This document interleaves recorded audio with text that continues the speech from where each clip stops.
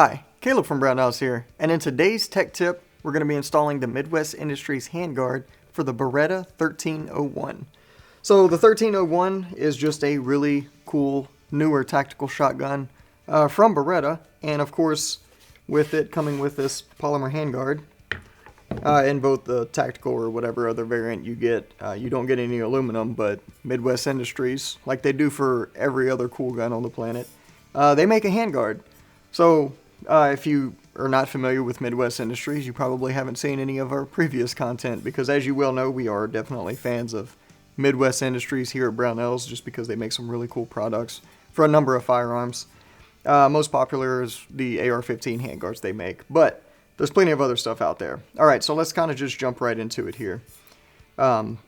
I'm not going to really go over too much of the features you get from this handguard, because it literally is just an aluminum handguard that adds M-LOK all over for whatever accessories you want to add to your firearm. Alright, so step one, and I have the instructions here, so we'll just kind of go down the row. Step one is to, of course, make sure your firearm is indeed unloaded. Alright, and then moving on to step two, we're going to go ahead and repeat step one. That's not me being funny, the instructions actually say that. Alright, so now that we know our firearm is unloaded, because we observed both the chamber as well as the magazine tube, alright, now we can remove our bracket. So we're going to have to remove this, this barrel band up here, or this bracket, and go from there. So what we'll need is some hex wrenches. Alright, so we'll pull one side out here. And this is pretty straightforward. This is the easy part.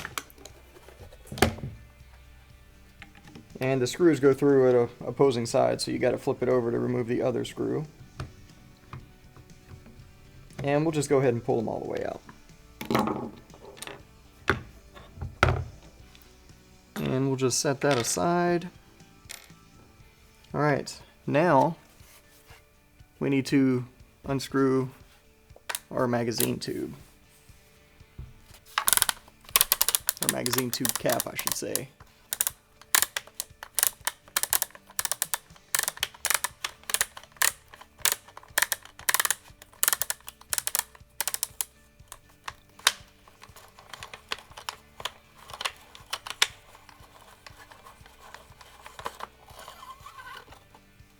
Alright, that'll come all the way off the front, and that's the cap.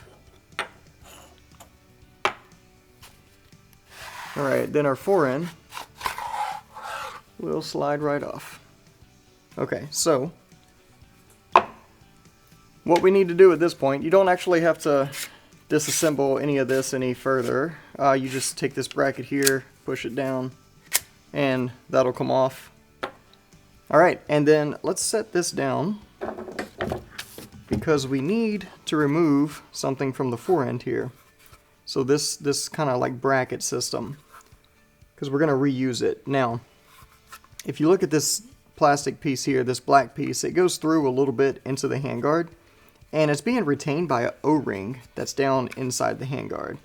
And actually, yeah, if you look through that bottom slot there, you can kind of see the O-ring.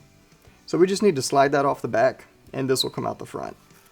So we'll just use whatever tool we have here. I may have actually just be able to use this. Yeah. So we'll push it off there. Then we can get a hold of it with our fingers. And that's the O-ring. And now this piece will come out the front. So just pull that. It's a snug fit, so you gotta work with it a little bit.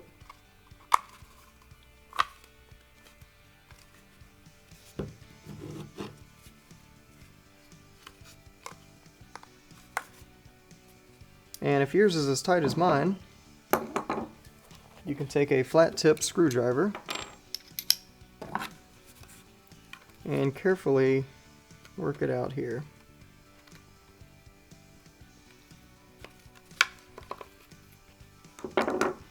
like so. Alright. Now we no longer need the fore end. We'll set that aside. Alright, so this bracket here, or this collar, comes with your Midwest Industries handguard, along with the screws and thread locker. So now, going from either direction, it doesn't matter. We'll just slide this collar back in, and that's kind of like raised portion at the top does need to index in that slot there. So we'll just push it nice and tight, goes right in, and then take your O-ring and just reinstall it on the back side like so. Alright, so at this point we can actually take our Midwest Industries handguard here and slide this piece back on with the O-ring facing the rear, right? So we'll just slide it in just like this.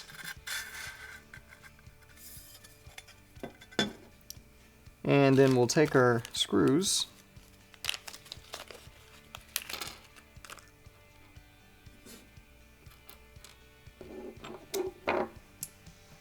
and determine what size hex wrench we need here.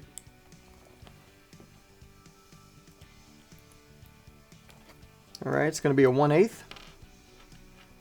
And then we're going to be torquing these down to 30 inch-pounds. So I'll go ahead and get my torque attachment.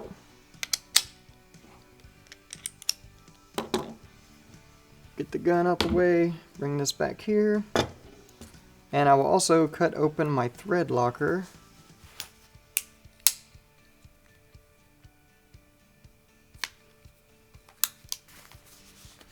And pour a little bit of this on the table. That should be plenty. Alright, so what I'm going to do, dip a screw in. And these didn't come as such, but if your screws come and they're just covered in grease or oil or whatever, definitely degrease those first.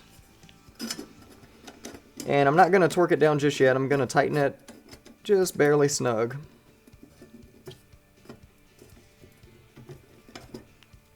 We'll flip it over.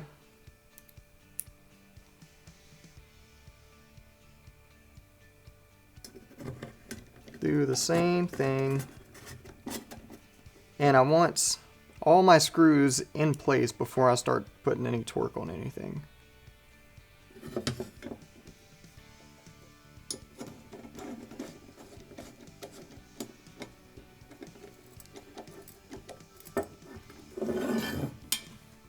Alright.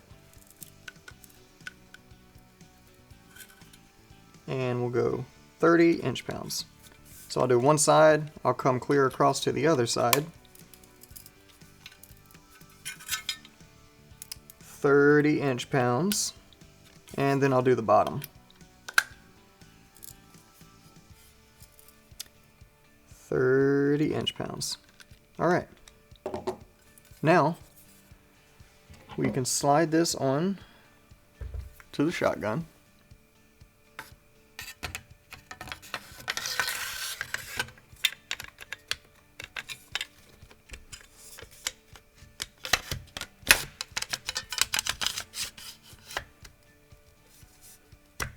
Make sure it fully seats. Your indexing tab should go into your receiver. Then we'll reinstall our magazine tube cover here.